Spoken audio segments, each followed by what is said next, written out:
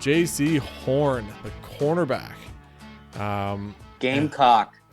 Come on. Let's go. Let's hear it, Trevor. What do you think about a Jaycee Horn?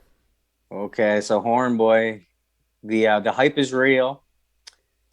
The first thing when you turn the tape on, boy, he's a long, tall, physical cornerback, and that's just what the doctor ordered. Okay, that's what you want. He's a football player.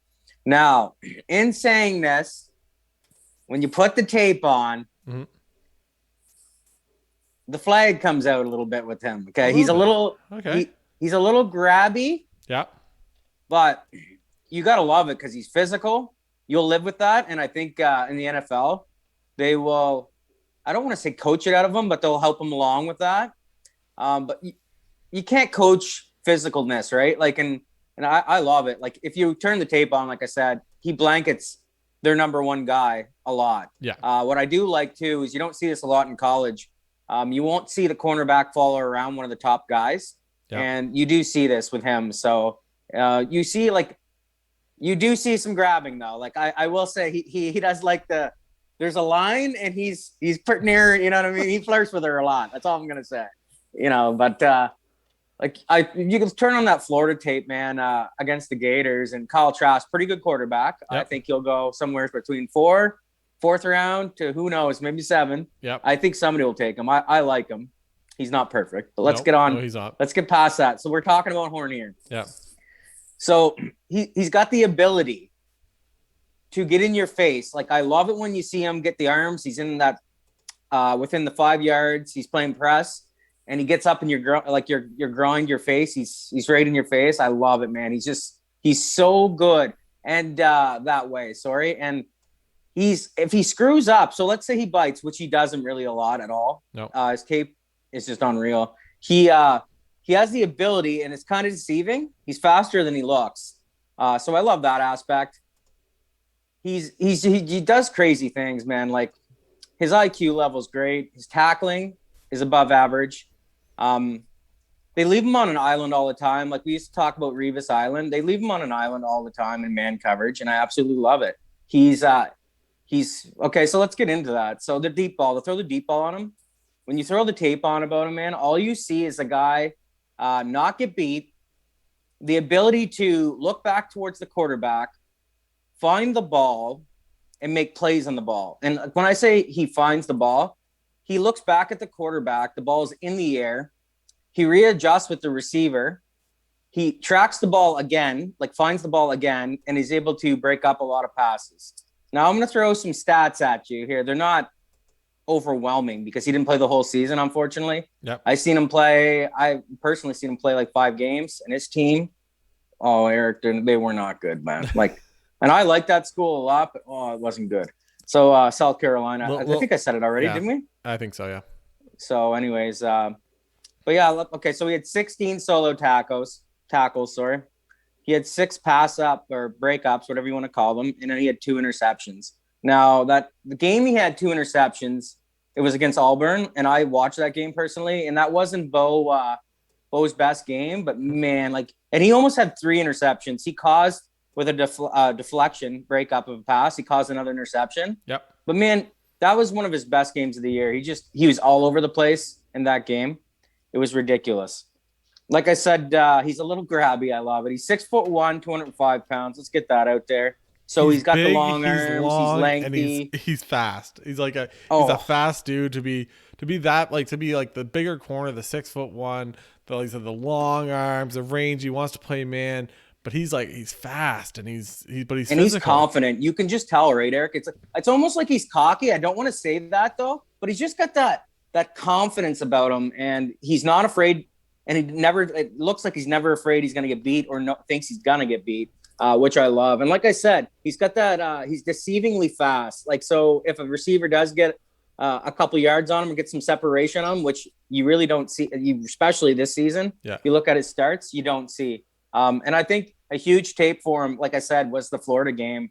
And yeah, he got beat in that one game against Auburn once. But man, after that, I don't know what was said to him, but he just shut down, I believe it was Williams, and he did nothing. He looked like he looked like garbage. He looked like a high school player amongst a man, an NFL player against like high school guys. It's just not good. Yep. So, anyways, you watch any tape on him or what? So I watched a little bit. Yes or no?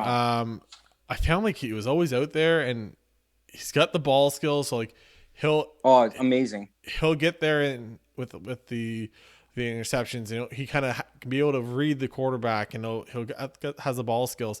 But even if he is kind of like, if it's like a jump ball or if it's a contested catch, like a 50-50 ball, he's competing for that, and he's like, no, you're not catching. Like he's got like, and he wins them. Yeah, he wins them. Like he doesn't pick he only had 2 interceptions, like I said. Yeah. But like he's still like, you don't catch the ball on him. It's just amazing. They were trying. I'm trying to remember the game against him, but anyways, they kept on trying to get him there, like in the red zone. They were trying him in the corner, and he was just like, no, like, and it's the back shoulder, the high lobbing, pass and everything else, the fade, and he's like, you're not getting this on me. Like stuff that you see work, the stuff you see work all the time in college on these corners, and he's like, no, you're not getting that on me. I get this all day long. So it's I thought he was, for me, I don't know, he's right up there for I gotta watch. I haven't watched and that's the thing. So I said this on the last podcast / whatever with Adam. I haven't watched all these guys, right? So you'll get more of what we're thinking as we get through this, right? Like the way we work typically, like we'll watch a couple of games, throughout the season, or Trevor watches probably more. College is hired people because like I love college, but they play Saturday. Me and Eric, we're sit down on our asses on Sunday. Sunday's a holy day for football. 100%. That's our, I hate to say that, but it's so true. Yeah. So like Saturday, I like to do things. We go out. So does Eric. Like we have lives. Yeah. Somewhat. Or Eric's probably got more of a life than I am. Let's be honest here. But anyways, so like we'll tape I'll PVR some games, and I'll see them eventually. Yeah. And I try to do my due diligence. I love college, but it's hard to catch them all, right? And exactly, that's the thing, right? So that's why when it hits like the end of March, start of April, that's when we start getting in there and we start watching film. We start going back and watching games. I tend to, and that's the way we do these things. So if you guys are listening to this, the way we do it is Trevor picks 3 guys, I pick 3 guys. Trevor will focus mainly on his 3 guys, and then he'll just kind of watch a brief kind of, history on my guys, the guys that I'm picking, and I do the same thing. That way we kind of have one guy that's watched more, and then we kind of get our idea. But the other guy can talk about. But the other guy can still talk about it, right? And prospect. There's some guys that I like, some positions I like breaking down more than Trevor, and Trevor's the same way, right? I'm sure at some point, Trevor's going to have the running back out of Alabama here. Trevor's going to have the running back out of Clemson. Trevor's going to somebody's got to do her, boy. And that'll be Trevor. But like I said, it's like we watch them as much as possible, but we haven't watched every single one of these guys. But I always put that out there. We will be watching these, and when we get to the actual mock draft, we would have watched enough guys that we can say, look, these are the ones we're comfortable saying. But from what I've seen, I don't know, man. I've watched him and I watched Farley, and to me, I like Horn more. I haven't watched Surtain yet, but I know he's going to be good. I've seen Farley play one game. Like I've watched them play one game this year. I haven't watched his tape yet and stuff, so I don't really want to comment on him. Yeah. Did you guys do them? Did you do them? Was he done? No, we didn't. Oh, I thought he was done. Sorry. Yeah, we did do him. Sorry. Yeah. Yes, guy. And then so obviously, I think we both seen Patrick Surtain play. Yeah, a little bit. Probably multiple times, but one of the two of us will do them. Yeah. And break them down. But like getting back to Horn, man, like he blankets the receiver. That's the best way I can put it. When he plays, he can play off the ball. He does everything really well. Like I said, he gets grabby. I find he's an elite tackler. He's I want to say elite when it comes to competing. Yes. Football matters to him, and he's really good at it. So he must be a good study. His IQ to me is, like I said, I even have in my notes, like Eric just mentioned, 50-50 balls, and he wins the majority of them. Yep. And it's just on freaking real. And so I don't know. Like I think I'm not going to go out right now and say that he is the most elite or the best of the cornerbacks, because I haven't done any other guys yet, and I'm really looking forward to digging in a little bit. Because cornerbacks, I love the defensive back aspect. Yep. So I'm just going to say that, but I will say this, Eric. I will go on a limb and say this. I like this guy, Horn, a lot better than a couple of top corners from last year. And I'm like, well, and that's in all seriously. Like I'd take him over. I don't know. It was Henry who went to the Jags last year, who played for Florida. Was it Henry that played for Florida? Anyways, it was I'm trying to think of his CJ Henderson. Henderson. Yes. Sorry, Eric. Like they don't even compare. Yeah. Like Henderson is not as well. They're different players. Yeah. Henderson was he's more not of a as zone fit. guy, I think. He's also another ball hawk, but I just find, and I don't know, but CJ Horn, now that you mentioned that, we should get that out there too. He can play zone, and he has played zone, and he looked good in zone as well. Yeah. But college, I find you got to play man and press. I love it, and it's better off. So where do you see him? I don't know. Like, there's just so much to like. Like I said, length, long arms. He's excellent in man coverage. You can leave him by himself. He's a really smart football player. A lot of times when he goes to tackle, he's not just trying to tackle. He's stripping the ball out too. I cannot say enough good things about this guy, Eric. Like he is legit. He's a ball player. So if you were, no, like I said, people, this isn't a mock draft, but if you were to pick a place for Jaycee Horn to end up, if you were to think like through the guys, like, so like I said, obviously the top 3 picks for sure, they're all quarterbacks. He's out of the running for there. And then you go down, I don't think Atlanta might even trade or might even grab a quarterback. Who knows what they're going to do it for? Who knows? Cincinnati can't see what they're, I think they're going to build more around Burrow, whether it's receiver, tight end, take an offensive lineman, whatever it's going to be. Miami, maybe, but same thing. They're probably going to try to build more around Tua at this point. So you get down there, you get Detroit maybe, but they took a cornerback for, 3rd overall last year. I think they take one of those. I think they might take a receiver. Yeah. That could be where Batman ends up. Carolina, who knows what they're going to do there? Do they try to, they literally went with all defensive players last year for the draft.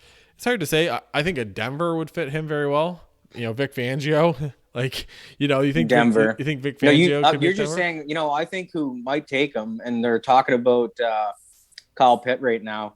But that's Jerry Jones and the Cowboys. Yeah. Like they'd be 100% a lot better with this guy on their team, and then they could put him with their. I believe it was Diggs. Yeah. Was it Trevon Diggs? Yeah, I'm pretty sure. So, and then they got lockdown corners across the bit. Like this got like Batman and Robin would be a good analogy for those two because Diggs actually played pretty good his first year. Yeah, and not to say any of these guys are Jalen Ramsey, but it was never bad to have a Jalen Ramsey and. Who was with him there in Jacksonville. I literally had his name on top of my head, and that's why I was in Jacksonville. Who was with him? Yeah. Was it Allen? No, AJ Bouye. That's what it was. Yeah, Bouye. Yeah. But like I said, something like that. Like I said, it's never bad to have 2 really good corners out there to help lock it down for you on the defensive side. So one more thing. Yep. He can line up anywhere. So that is the slot outside, and you see it on the tape. Yeah. So the tape don't lie, people. Go turn it on. Don't just watch the highlights.